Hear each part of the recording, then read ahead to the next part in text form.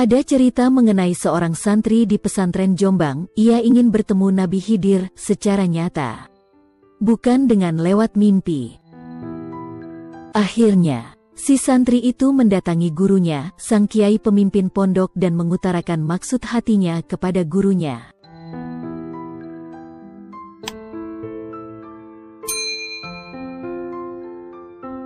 Mbah Kiai diam sebentar kemudian berkata, jika kamu kalau ingin bertemu dengan Nabi Khidir, syaratnya ketika sholat Jumat harus datang pertama kali sebelum ada orang yang datang mendahuluimu. Dan pulang dari masjid yang paling akhir. Sesudah semua orang pulang dari masjid, lakukan itu sebanyak 41 kali Jumat, tanpa ada satu Jumat pun yang terlewat. Nanti kalau sudah sampai pada sholat Jumat yang ke-41 atau Jumat yang terakhir, ketika kamu mau keluar dari masjid, dan ketemu dengan orang yang lewat di depan masjid, siapa saja orangnya yang tidak kamu kenal, kamu salaman ya dengan dia. Ya Mbah Kiai, jawab santri. Akhirnya sang santri melakukan riyadohnya. Dengan melakukan sholat Jumat datang paling awal, sebelum speaker masjid berbunyi, dia sudah datang duduk di serambi masjid. Dan pulang paling akhir setelah masjid ditutup. Hal itu dilakukannya dengan istiqomah.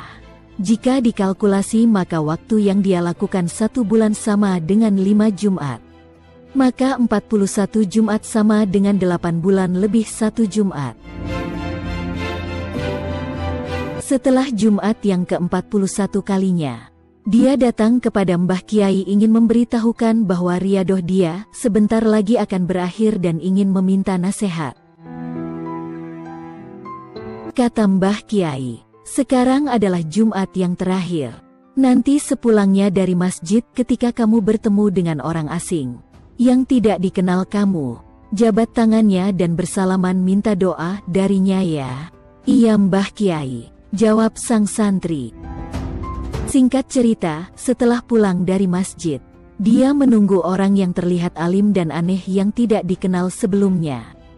Hanya saja yang ditunggu tidak datang. Kebetulan si santri tersebut lewat di depan penjual gado-gado yang sedang menjajakan dagangannya. Akhirnya pulanglah dia dengan kecewa sambil bertanya-tanya apa maksud Mbah Kiai menyuruhnya menunggu bersalaman dengan orang yang tidak dikenal. Mbah Kiai bertanya, gimana sudah ketemu dengan Nabi Khidir? Belum Kiai, Nabi Khidirnya tidak datang, yang ada malah orang jualan gado-gado Kiai.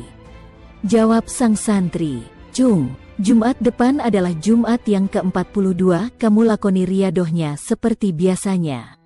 Ingat ketika kamu ketemu dengan orang yang paling akhir, kamu temui saja dan jabat tangannya ya dan minta doa. Perintah Mbah Kiai. Iya Mbah Kiai, jawab sang santri.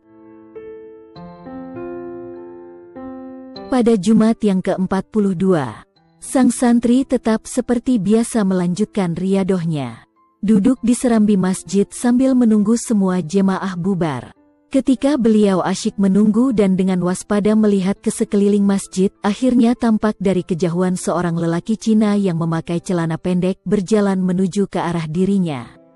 Muncullah gejolak dalam dirinya, apakah dia harus bersalaman seperti perintah gurunya ataukah membiarkannya begitu saja. Tidak mungkin orang Cina ini Nabi Khidir, dia itu orang Cina, gak mungkin Nabi Khidir. Orang Cina kebanyakan pada saat itu beragama Buddha atau Konghucu. Karena tidak mendapat respon orang Cina tersebut segera berlalu. Dan akhirnya si santri memilih pulang. Rupanya, nafsu si santri telah mengalahkan ketaatannya pada sang guru. Pulanglah santri dengan langkah gontai serta rasa kecewa dengan berbagai macam prasangka kepada gurunya. Setelah pulang dari masjid, masuklah si santri itu menemui Mbah Kiai di rumahnya. Gimana Cung, sudah ketemu dengan Nabi Khidir? Tanya Mbah Kiai. Belum Kiai, tidak ketemu dengan Nabi Khidir. Ketemunya dengan orang Cina memakai celana pendek, jawab sang santri. Ingat Jumat ke-43, Jumat terakhir. Kamu tetap riyadoh seperti biasa, dan kalau ketemu dengan siapa saja, kamu salaman minta doa darinya. Jangan nafsu dan prasangkamu mengalahkan ketaatanmu kepada diriku Chung. Kalau kamu tidak taat kepada nasihat dan perintahku, maka selamanya kamu tidak bertemu dengan Nabi Khidir. Sudah berangkatlah Chung, perintah Mbah Kiai. Jumat yang ke-43. Singkat cerita, sang santri menunggu di serambi masjid dengan sabar, sambil mengingat pesan sang guru. Jika dia tidak patuh dan berprasangka buruk maka dia tidak akan bertemu dengan Nabi Khidir. Tiba-tiba, terlihat dari jauh pengemis berpakaian compang camping yang berbau tidak enak dikerubungi lalat yang berjalan terlatih-tatih.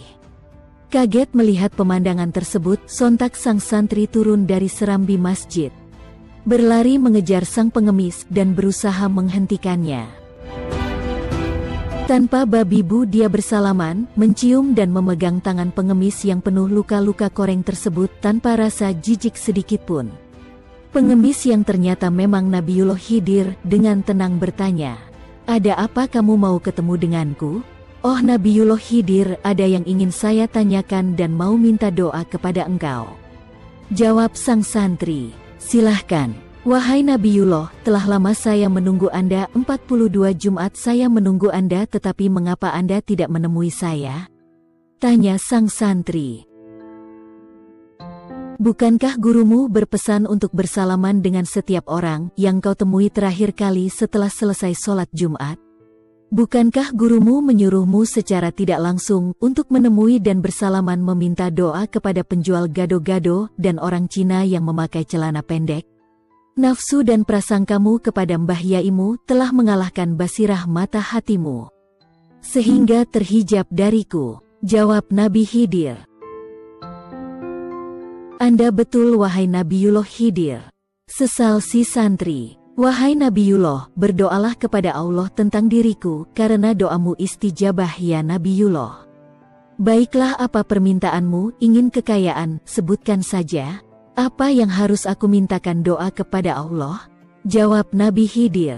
"Wahai Nabiullah, saya hanya ingin Anda mendoakan saya mendapat kebaikan dan dilindungi dari segala keburukan di dunia dan akhirat."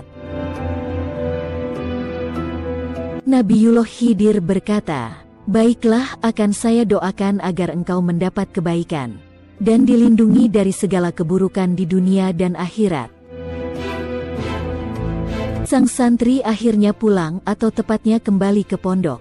Setiba di pesantren, sang santri langsung ke rumah Kiai untuk menceritakan pengalamannya dan langsung disambut oleh beliau.